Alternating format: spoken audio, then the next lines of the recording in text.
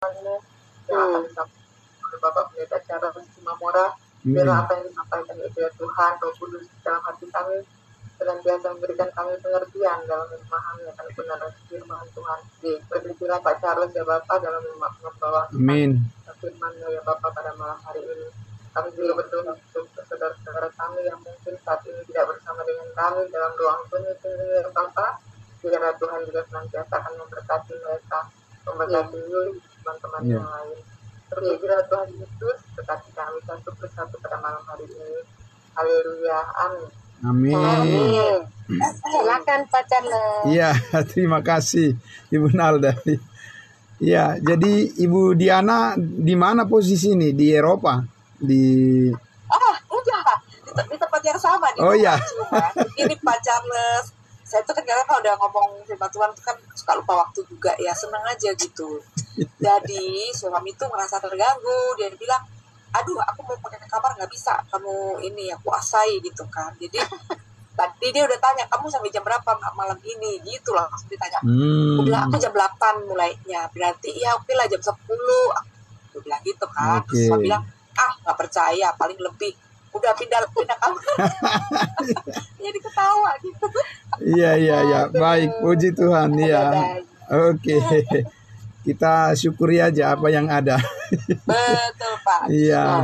Terima kasih. Baik. Iya. Nah, oke. Jadi kita sudah tahu apa yang mau kita bahas pada malam hari ini. Iya. Yaitu apa yang sudah di-share baik di grup ya, sudah disampaikan. Kita akan lanjutkan lagi pembelajaran kita, diskusi kita setelah 1-2 kali tertunda karena ada kegiatan, ada kesibukan yang tidak bisa saya tinggal beberapa waktu lalu. Kita kembali lagi bersama-sama merenungkan, memikirkan tentang teladan apa yang harus kita ikuti dari Rasul kita, Rasul Paulus. Ini memang tidak ada habisnya ini, karena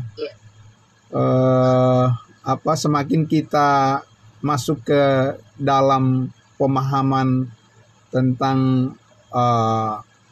tulisan-tulisan, surat-surat yang ditulis oleh Rasul Paulus, kita akan merasa semakin kekurangan gitu ya. Makin jauh kita rasa, kita lihat diri kita dari apa yang seharusnya yang Tuhan mau. Jadi karena itu malam hari ini saya ingin menyampaikan topik tentang doa daripada Rasul Paulus, yaitu doa yang menurut saya adalah doa yang paling bagus, doa yang paling indah, doa yang paling bernilai gitu ya. Jadi yaitu supaya kita dapat terus memahami apa yang sempurna. Nah itu. Nah sebelum kita masuk ke 1 Korintus teks 1 Korintus pasal 13, mari kita lihat dulu di Filipi pasal 1 ya. Filipi pasal 1. Mari kita lihat Alkitab kita, Filipi pasal 1.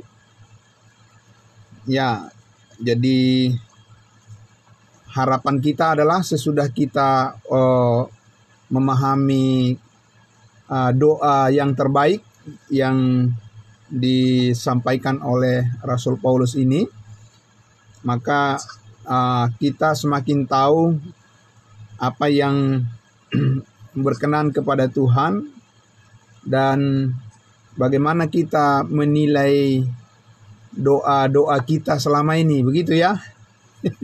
Ya, dan bersyukur karena kita terus diajar untuk bisa menemukan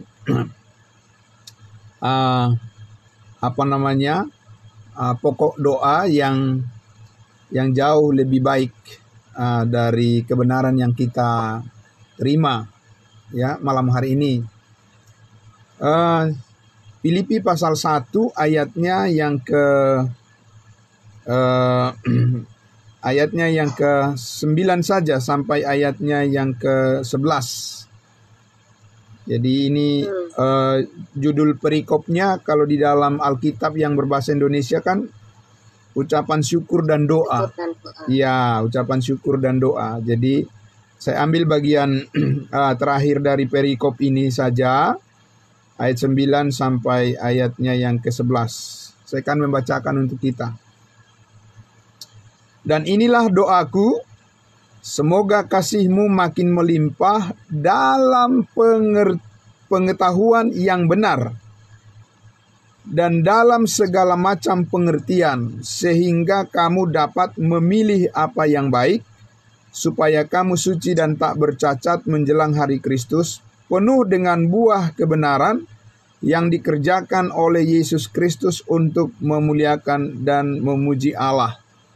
Jadi ini adalah pokok doa daripada Rasul Paulus, yaitu dikatakan semoga kasihmu melimpah dalam pengetahuan yang benar. Nah, ini sangat menarik ya, karena doa-doa kita mencerminkan sejauh mana kita memahami apa yang kita inginkan.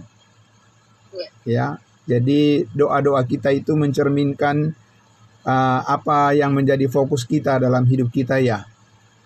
Ya, karena kita biasanya akan mendoakan hal-hal yang kita anggap sangat penting dalam hidup kita kan? Iya. Dan tidak jarang orang berdoa juga berdoa. Ada yang berdoa memang doanya adalah benar-benar berkaitan dengan hal-hal yang berkaitan dengan kebenaran. Ada juga orang yang berdoa malah itu adalah doa yang bersifat kedagingan, egois gitu ya. Jadi di sini kita sangat bersyukur karena Paulus itu benar-benar sudah mengetahui pokok doa dan cara berdoa yang sesungguhnya yang Allah inginkan itu. Sebagai anak-anak Tuhan yang sudah dikaruniai hidup yang kekal, sekarang dia meminta agar kita mengaplikasikan dalam doa kita sesuai dengan status kita, gitu ya. Nah, jadi kalau kita lihat di sini, sebetulnya sebelumnya di ayat-ayat sebelumnya itu di Filipi pasal 1 ini ada satu kekaguman. Ada satu kekaguman daripada Paulus kepada jemaat Filipi karena di dalam penerapan pengetahuan yang benar itu mereka benar-benar sesuai dengan apa yang dikehendaki oleh Allah bagi kehidupan mereka. Jadi dia sangat bersukacita dengan itu. Jadi ada sinkronisasi, ada keselarasan antara pengetahuan akan kebenaran yang dimiliki oleh yang sudah diterima oleh jemaat Filipi ini dengan perbuatan-perbuatan yang mereka tampilkan begitu. Jadi itu benar-benar satu pekerjaan Tuhan yang membuat Rasul Paulus ini tiada henti-hentinya bersyukur kepada Tuhan, dan dia rindu agar itu terus berbuah dan membawa mereka kepada kesempurnaan dalam pengalaman baik secara pribadi maupun komunal sebagai jemaat Tuhan, sebagai orang-orang percaya, orang-orang kudusnya Tuhan. Ya, nah tapi kita harus berhati-hati. Kenapa? Karena kalau kita mengcompare sifat-sifat kekudusan yang diperlihatkan oleh orang-orang percaya di perjanjian lama itu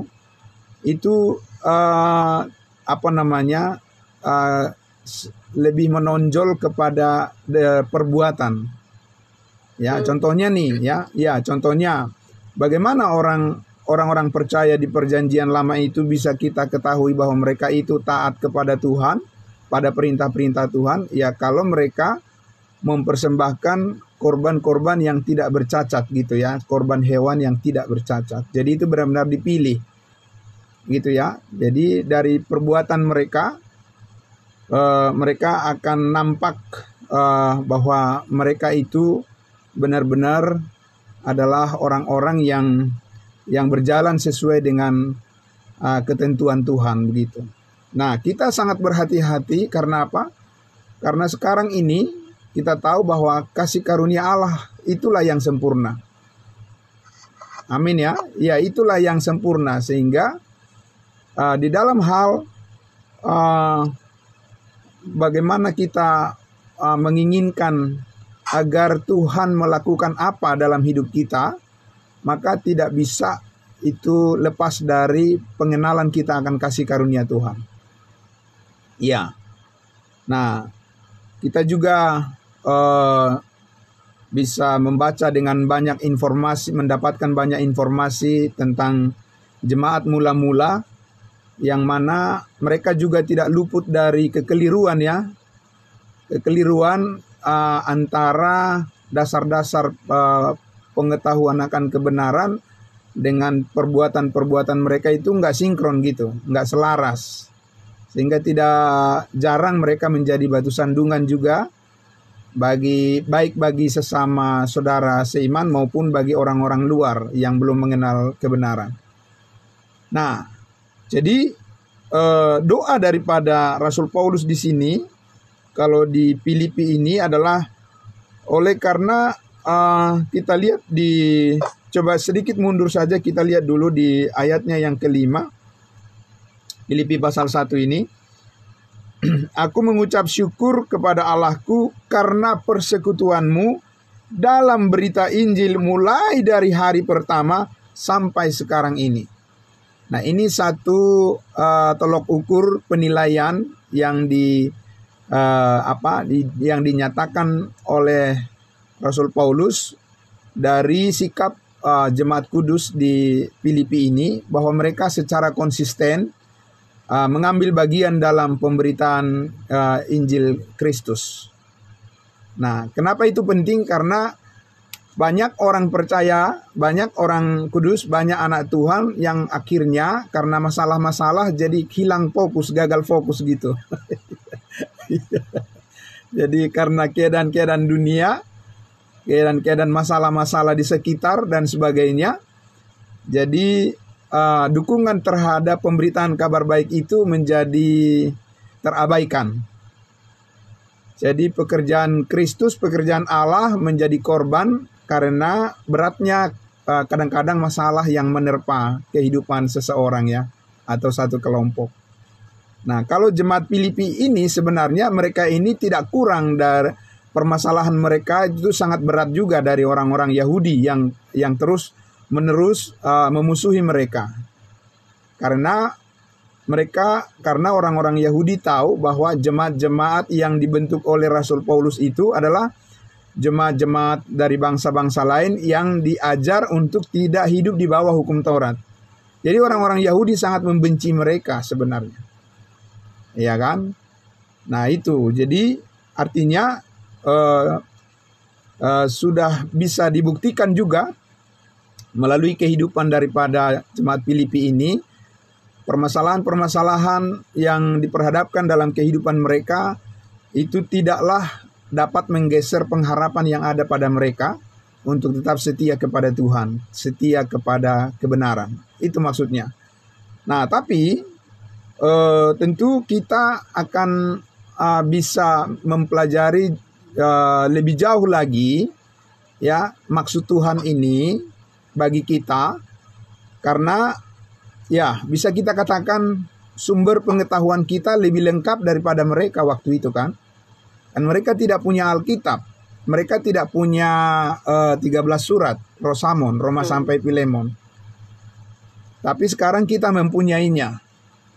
Jadi artinya kita bisa dikatakan kita bisa mempunyai pengetahuan yang lebih lengkap daripada mereka. Sehingga kita, itu tadi doa daripada Paulus ini, supaya kita melimpah dalam kasih yang kita hidupi, melimpah dalam pengetahuan yang benar.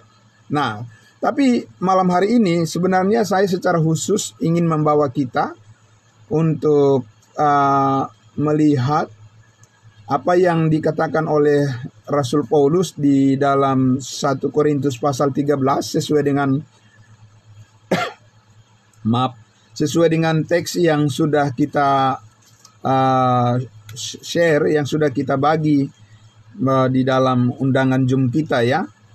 Jadi 1 Korintus pasal 13 inilah yang dimaksudkan oleh Rasul Paulus, bagaimana kita fokus kepada pengetahuan yang benar itu, agar kita dipenuhi dengan kasih Kristus yang sempurna itu. Ya, 1 Korintus pasalnya yang ke-13.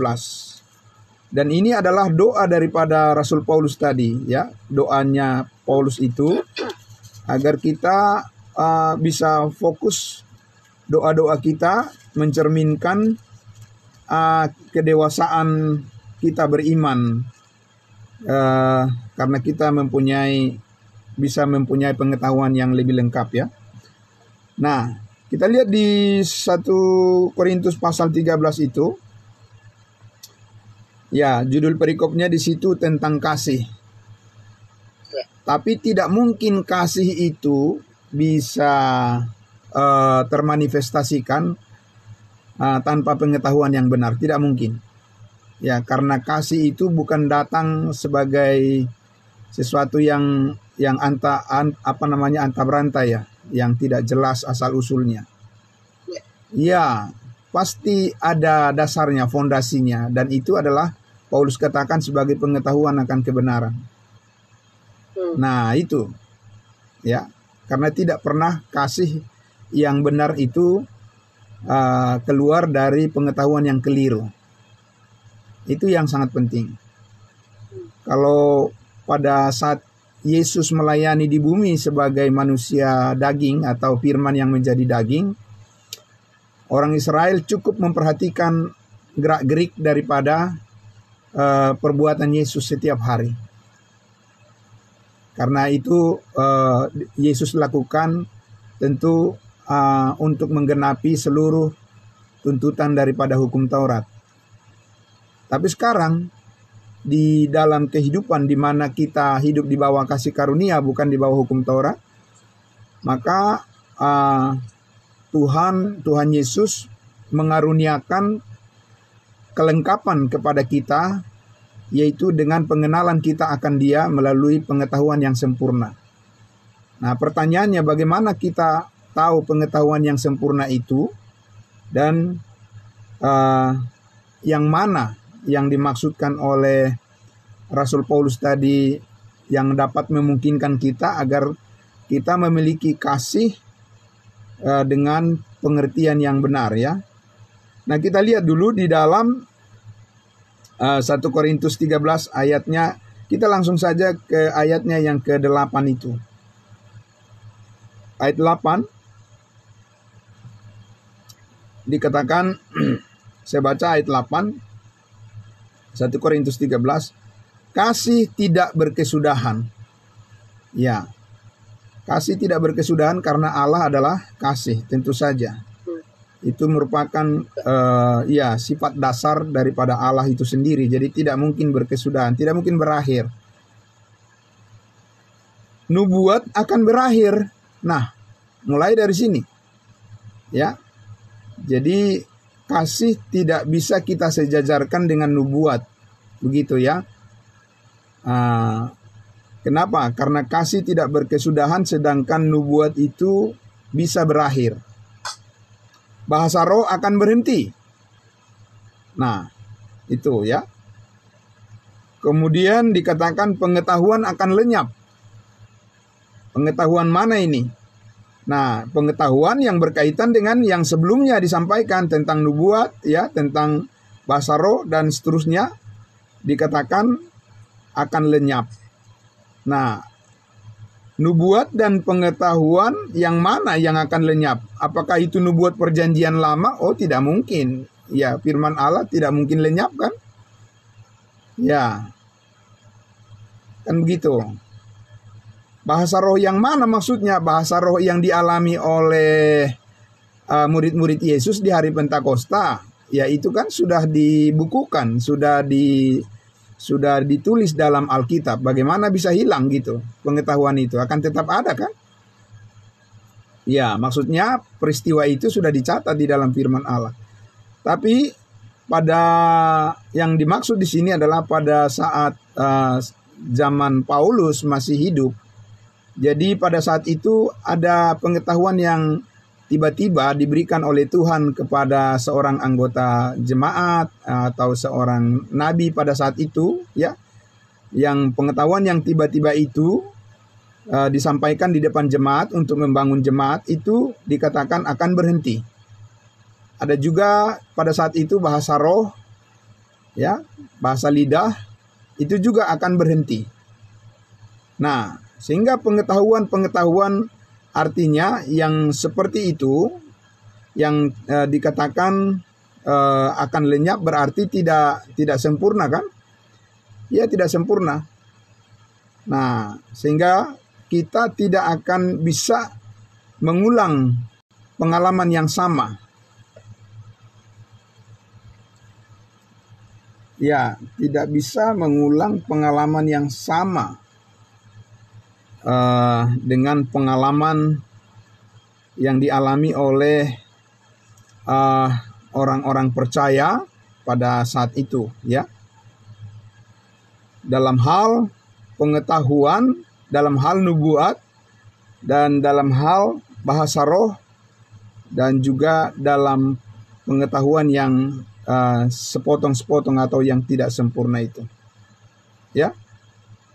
Nah, kemudian kita lihat di situ sebab pengetahuan kita tidak lengkap dan nubuat kita tidak sempurna. Oke. Ya, kembali lagi.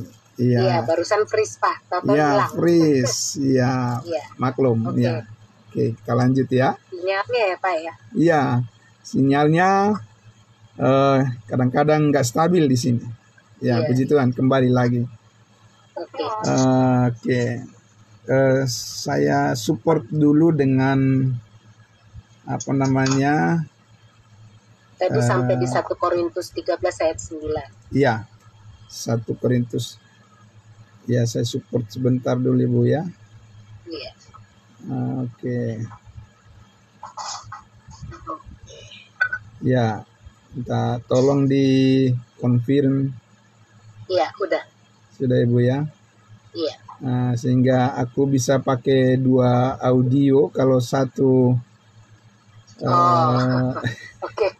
Iya. Ya, baik. Terima kasih Bu. Oke, kita siasati dulu nih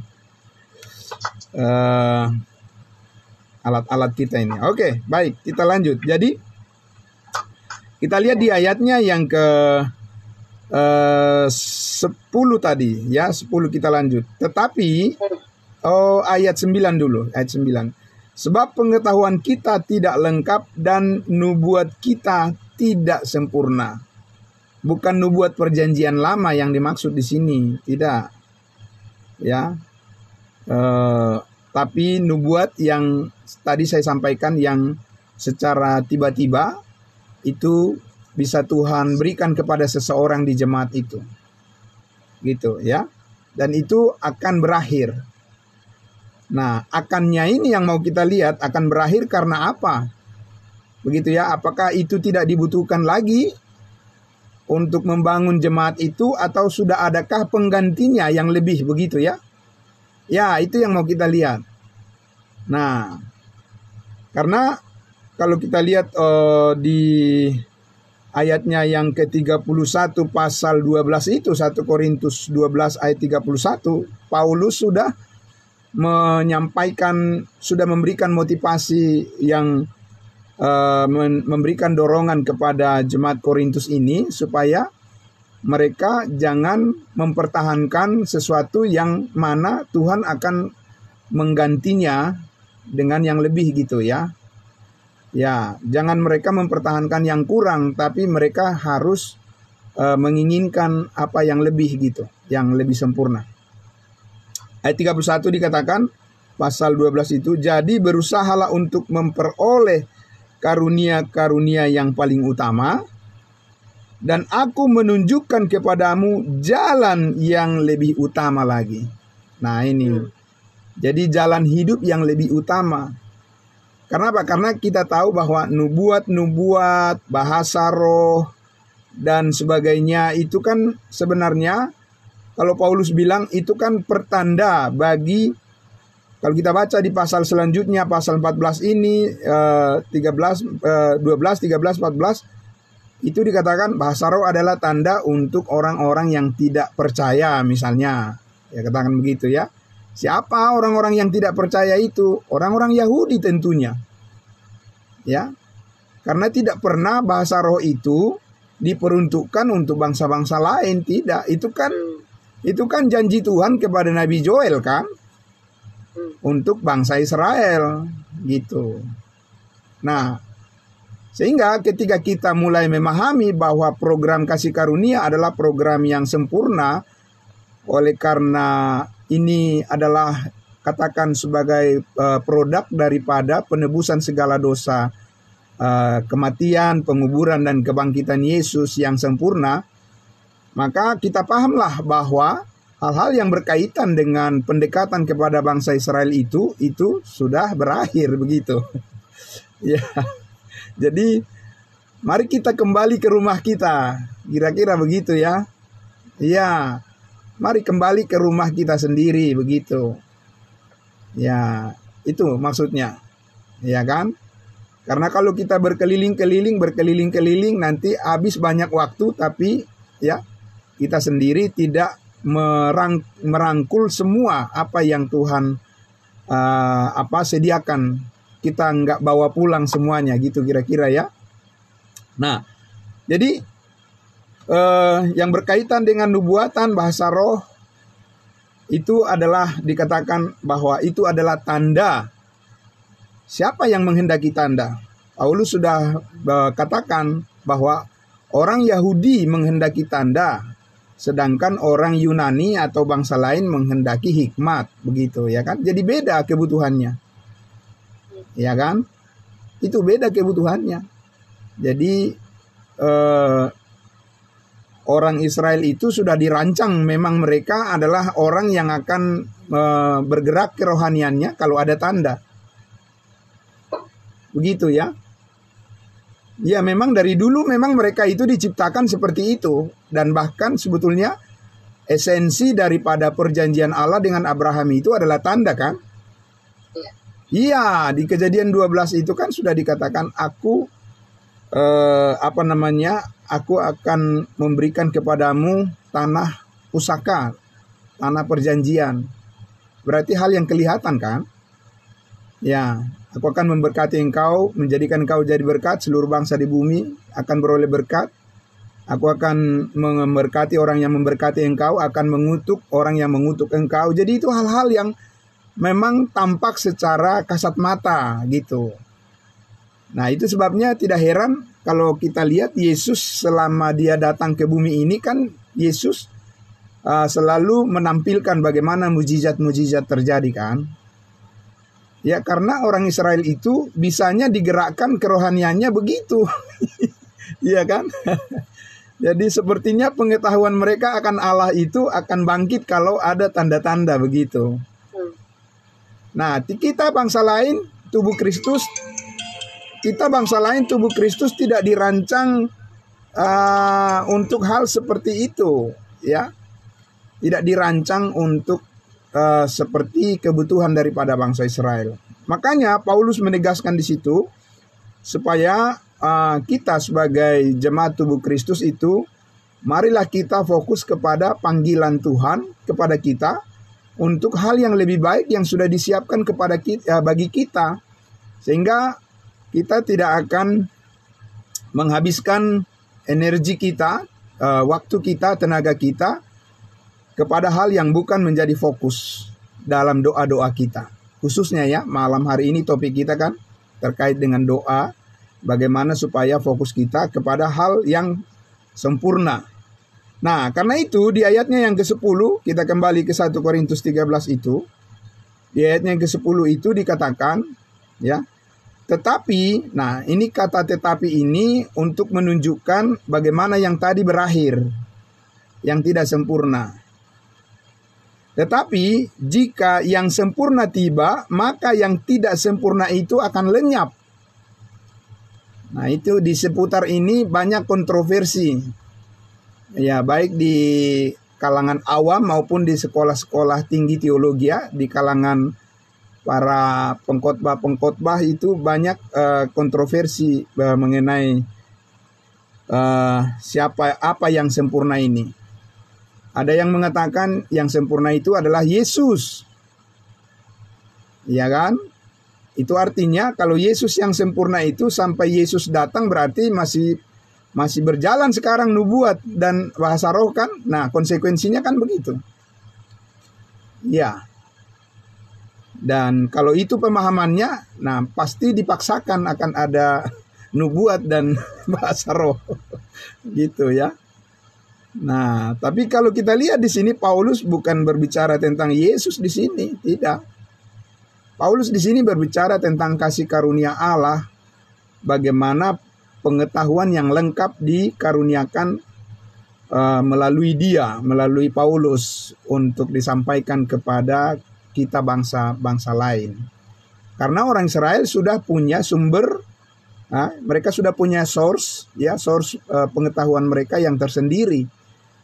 Baik dari nabi-nabi maupun dari 12 rasul dan penulis-penulis kitab yang memang ditujukan secara khusus kepada bangsa Israel dan masa depan mereka. Jadi artinya di sini kalau kita tidak memahami keunikan daripada panggilan Paulus sebagai rasul, sebagai rasul bangsa lain, rasul kita, ya maka kita di dalam menambahkan pengetahuan kita itu bisa jadi bias gitu ya. Bias. Ya, kenapa bisa jadi bias? Karena tentu Paulus itu sudah mengklaim bahwa Tuhan telah menetapkan dia sebagai rasul untuk bangsa lain.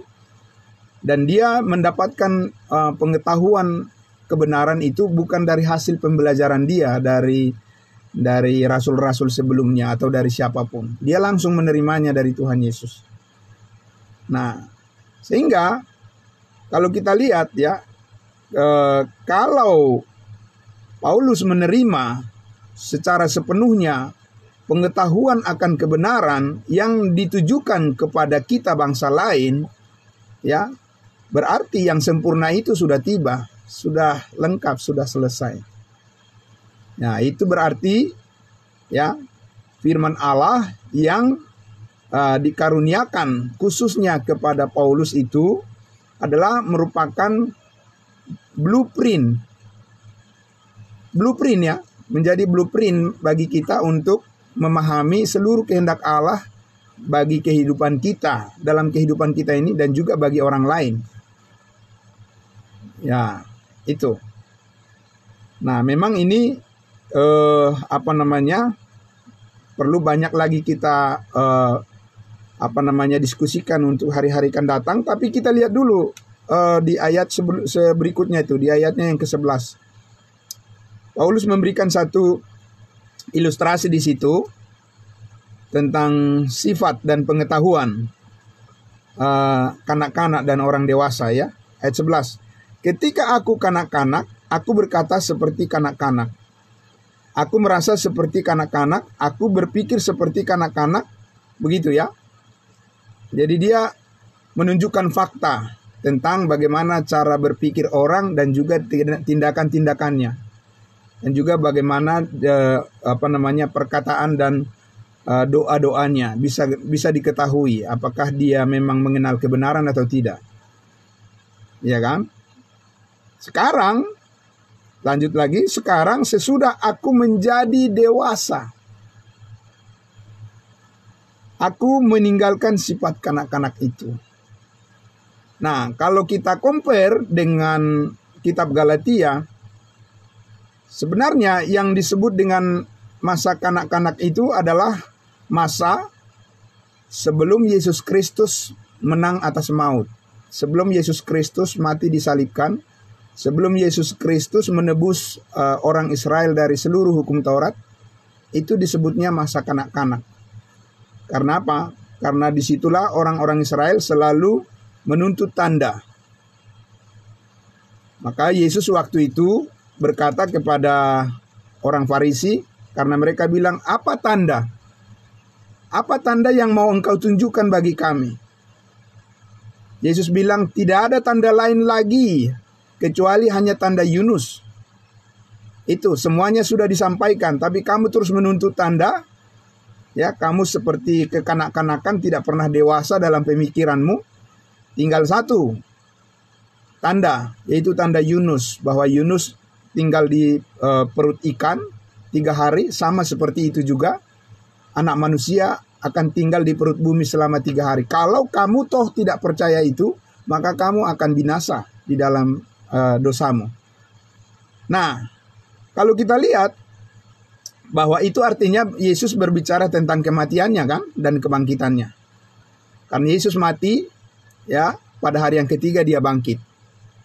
Nah, berbicara tentang pengetahuan akan kebangkitan Kristus dengan segala kuasanya, itu diterima secara khusus oleh Rasul Paulus. Itu, ya. Itu diterima secara khusus oleh Rasul Paulus, dan Pauluslah yang menuliskan itu secara sempurna di dalam surat-suratnya dari Roma sampai Filemon. Ya. Kalau kita ingin mendeskripsikan tentang Yesus Kristus yang bangkit dari antara orang mati, mengandalkan Matius, Markus, Lukas, Yohanes nggak bisa. Tidak bisa. Nggak bakalan berhasil.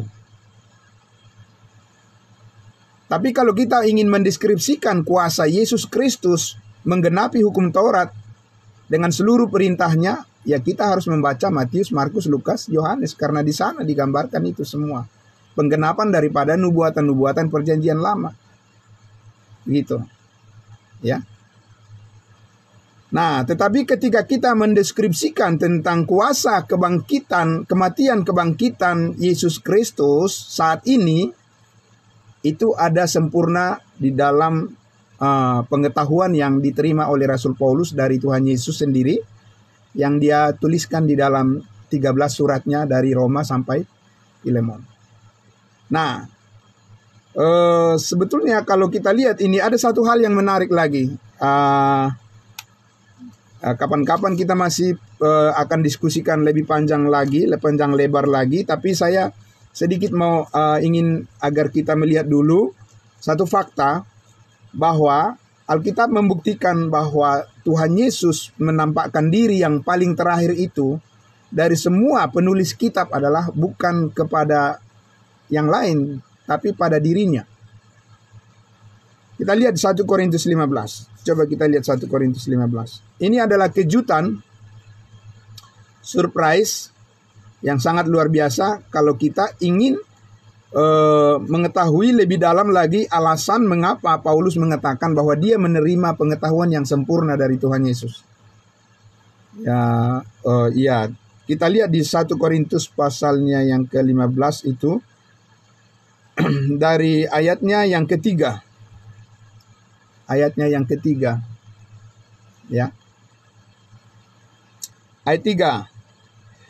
Sebab yang sangat penting telah kusampaikan kepadamu, yaitu apa yang telah kuterima sendiri, ialah bahwa Kristus telah mati karena dosa-dosa kita sesuai dengan kitab suci, bahwa ia telah dikuburkan dan bahwa ia telah dibangkitkan pada hari yang ketiga sesuai dengan kitab suci.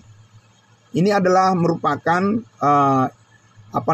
basis daripada pemberitaan Paulus tentang kematian, penguburan dan kebangkitan Yesus Kristus. Kalau Petrus, Yakobus dan Yohanes itu basis pemberitaan mereka Injil Kerajaan adalah mengenai Yesus adalah Mesias. Tidak secara spesifik mengenai kematian dan kebangkitannya. Kenapa? Karena saat ini justru kematian dan kebangkitan Kristus itu adalah batu sandungan bagi bangsa Israel kan? Iya, tapi keselamatan bagi kita bangsa lain. Nah, itu bedanya. Ya. Jadi Paulus katakan di Roma pasal 9, 10, 11 itu bahwa salib adalah batu sandungan bagi bangsa Israel. Tapi salib adalah kekuatan Allah bagi kita yang percaya saat ini. Ya, dari bangsa-bangsa lain khususnya. Nah, sehingga dia mengatakan bahwa terkait dengan yang dia terima sendiri, secara personal dia menerimanya langsung dari Tuhan Yesus. Ya, maka di ayat 5 itu dia menunjukkan bukti-bukti kronologi daripada bagaimana urutan daripada penampakan Yesus kepada murid-muridnya, kepada rasul-rasulnya. Dan kita lihat bahwa yang terakhir adalah kepada Paulus. Ayat 5, bahwa ia telah menampakkan diri kepada Kepas, Kepas adalah Petrus, dan kemudian kepada ke-12 muridnya. Sesudah itu ia menampakkan diri kepada lebih dari 500 saudara sekaligus. Kebanyakan dari mereka masih hidup sampai sekarang, tetapi beberapa diantaranya telah meninggal. Sampai sekarang maksudnya sampai pada saat Paulus menulis surat Korintus ini. Bukan sampai pada 2023, ya nggak mungkin lah, panjang sekali umur mereka. Ya, pada saat Paulus menulis surat Korintus ini, ya. Nah, 500 lebih dari 500 saudara menjadi saksi mata ya atas kebangkitan Yesus Kristus. Ayat 7. Selanjutnya ia menampakkan diri kepada Yakobus. Kemudian kepada semua rasul. Yakobus yang dimaksud di sini Yakobus penulis kitab, saudara Yesus. Karena ketika Yesus masih di bumi ini, Yakobus saudaranya tidak percaya, tapi sesudah Yesus naik ke surga barulah dia menjadi percaya. Jadi ini bukan Yakobus dari 12 murid Yesus. Yakobus yang lain. Ya. Kemudian di ayatnya yang ke-8. Ya, dan yang paling akhir, ya, the last. Yang paling akhir dari semuanya, ia menampakkan diri juga kepadaku, sama seperti kepada anak yang lahir sebelum waktunya. Jadi sudah kita lihat urut-urutannya di situ kan? Ya, jadi yang paling terakhir Yesus menampakkan diri. Untuk apa dia menampakkan diri? Apa hanya ngajak jalan-jalan gitu? Tidak, menampakkan diri dan menyampaikan firman-Nya. Yang terakhir kepada siapa? Yang terakhir Paulus bilang kepada aku yang terakhir. Ya, bukan kepada Yohanes, bukan kepada Petrus, bukan kepada Yakobus yang terakhir. Dia sudah buat urutan di situ. Ya kan? Nah, jadi kalau ketika Yesus menampakkan diri yang paling terakhir kepada Paulus, apa yang disampaikan oleh Yesus kepada Paulus? Nah, itulah surat-surat yang dituliskan oleh Rasul Paulus dari Roma sampai Filemon. Nah, itulah penggenapan kesempurnaan daripada firman Allah. Ya, sehingga ketika Paulus sudah selesai menuliskan semua firman kasih karunia yang diterimanya dari Yesus yang sudah naik ke surga, maka apa yang tidak sempurna tadi berhenti. Ya, baik bahasa roh, baik nubuat dan seterusnya. Sekarang berarti setiap orang akan mengetahui kehendak Allah dengan sempurna melalui apa yang disampaikan oleh Yesus Kristus dari surga kepada Rasul Paulus, terkhusus kepada kita sebagai tubuh Kristus dan umumnya bagi semua bangsa-bangsa lain. Nah, jadi ya, saya akan mengajak kita untuk melihat di dalam Kolose, ya, Kolose. Mari kita lihat Kolose pasal 1. Ya, karena saya juga harus menyudahi penyampaian firman Tuhan dan karena waktu yang kita sudah sepakati juga ya. Oke, kita akan lihat di dalam Kolose. Mari kita lihat Alkitab kita di Kolose pasal 1. Ya. Masih banyak yang mau disampaikan, tetapi kita akan mengambil waktu untuk hari-hari berikutnya, di hari berikutnya nanti. Ya. Kolose pasal 1. Terkait dengan tadi topik kita adalah bagaimana doa, isi daripada doa yang terbaik menurut Rasul Paulus untuk kita adalah seperti ini. Di ayat 9 dikatakan, Kolose pasal 1, sebab itu sejak waktu kami mendengarnya, mendengar apa ini? Mendengar bahwa jemaat Kolose ini, orang-orang di Kolose ini telah menerima firman Allah, telah menerima kasih karunia Allah, telah menjadi orang-orang kudusnya Tuhan, orang-orang yang sudah diselamatkan. Ya, sebab sejak waktu kami mendengarnya, kami tiada berhenti-hentinya berdoa untuk kamu.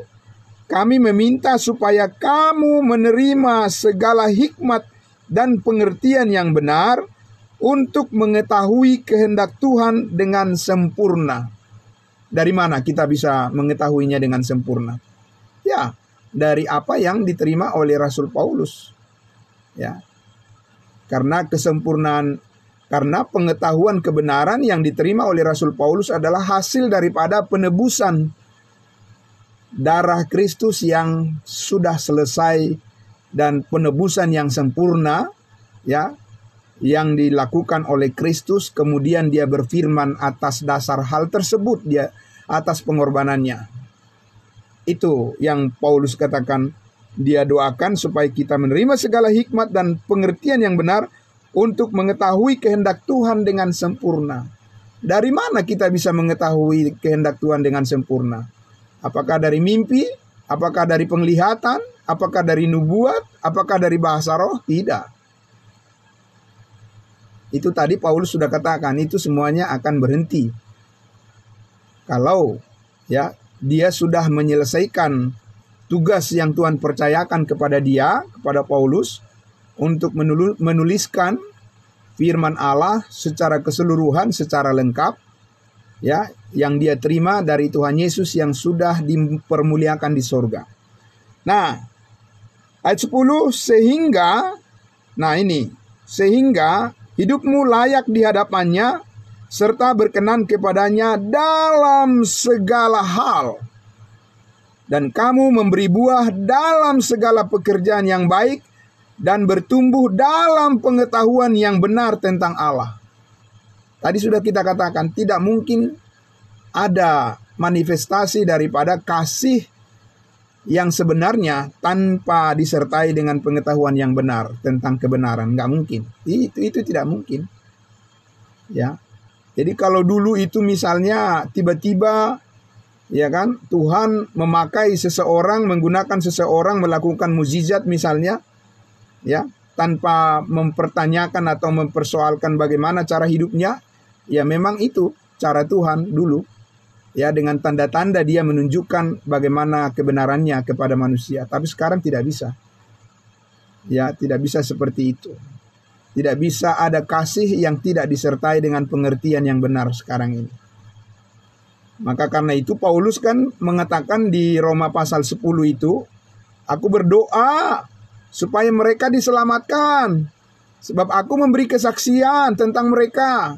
Oh, mereka sungguh-sungguh giat untuk Allah, tetapi tanpa pengertian yang benar. Nah itu.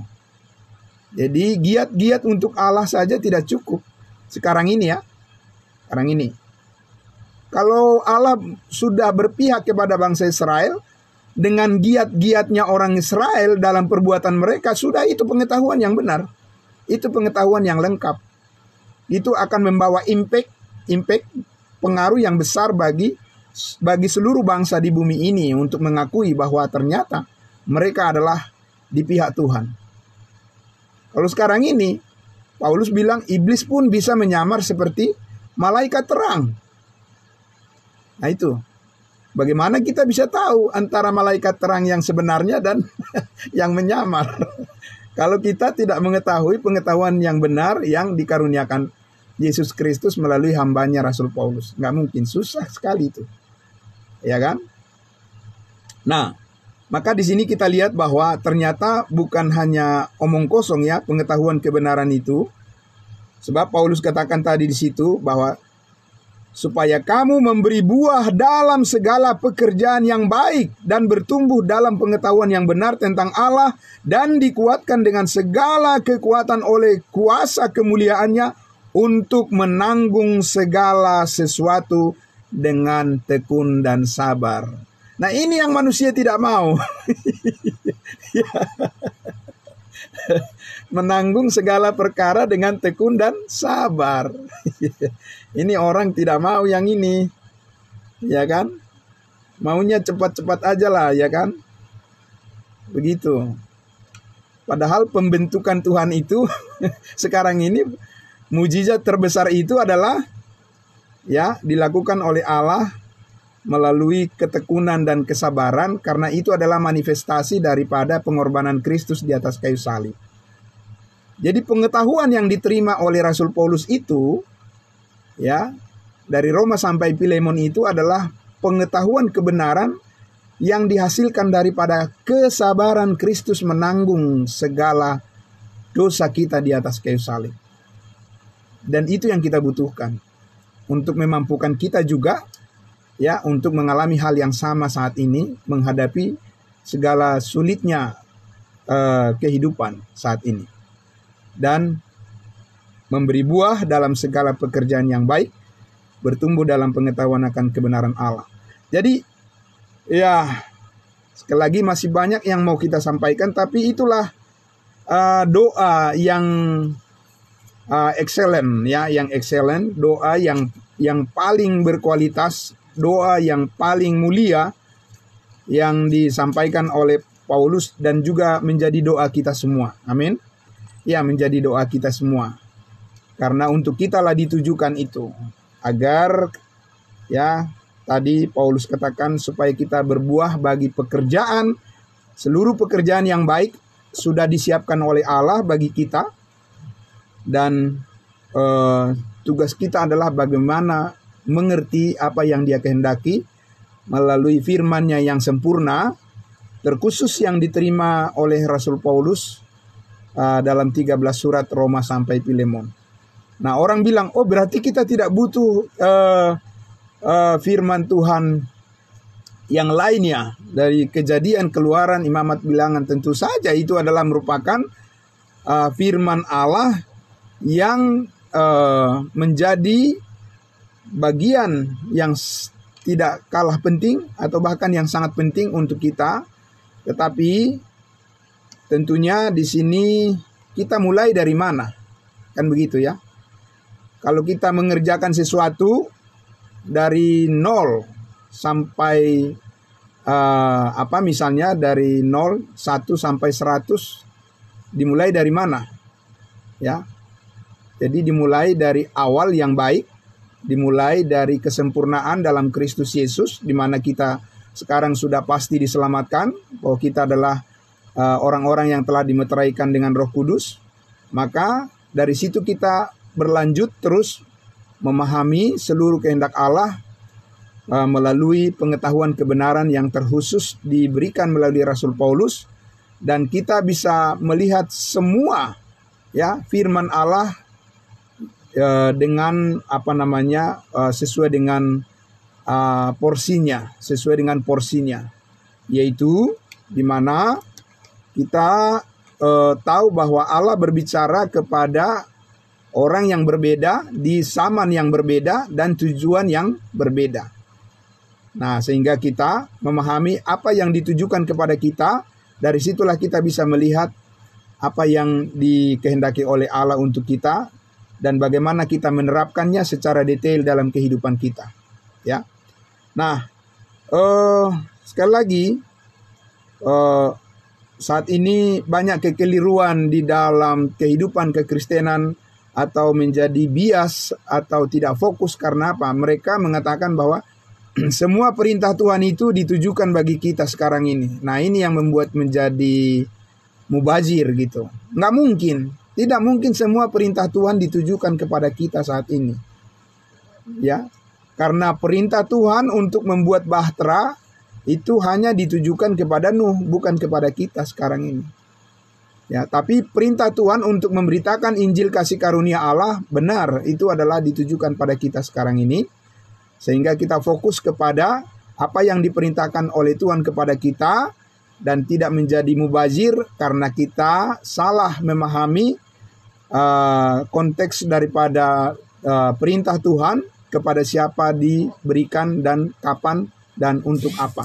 Ya, jadi intinya adalah Paulus katakan, belajarlah memperhadapkan dirimu dengan benar kepada Allah sebagai seorang pekerja yang tidak usah malu membagi firman kebenaran itu dengan tepat. Baik, puji Tuhan untuk kita semuanya. Ya, terima kasih. Baik yang ada di ruangan Zoom meeting maupun yang di live streaming Facebook. Terima kasih, Tuhan memberkati semuanya. Saya ajak kita untuk berdoa terlebih dahulu untuk menutup sesi pemaparan firman Tuhan, dan nanti akan dilanjutkan dengan sesi diskusi atau sharing berbagi pengalaman. Mari kita berdoa. Terima kasih Bapa di dalam surga. Terima kasih Tuhan kami Yesus Kristus. Sebagaimana Rasul Paulus berdoa agar kami dibawa terus oleh Allah sendiri kepada seluruh hikmat dan pengertian yang benar sesuai dengan apa yang Engkau nyatakan di dalam firman kebenaran-Mu yang kami terima, firman sorgawi, firman yang disampaikan oleh Yesus Kristus yang telah dipermuliakan di surga. Dan melalui hamba-Mu Rasul Paulus kami mengerti, kami bisa memahami tentang keselamatan kami yang sempurna dalam Yesus Kristus, dan juga perjalanan hidup kami menjalani seluruhnya di dalam pengertian dan kebenaran yang daripada Tuhan Yesus, sehingga kami bisa melakukan secara detail apa saja yang kami lakukan adalah berkenan di hadapan Tuhan. Terima kasih atas pertolongan Roh Kudus untuk kami semua. Diberkati semuanya yang mendengarkan kebenaran firman-Mu. Dalam nama Tuhan Yesus kami berdoa. Amin. Amin. Terima kasih. Ya, terima kasih. Ya. Sebenarnya masih kurang waktunya.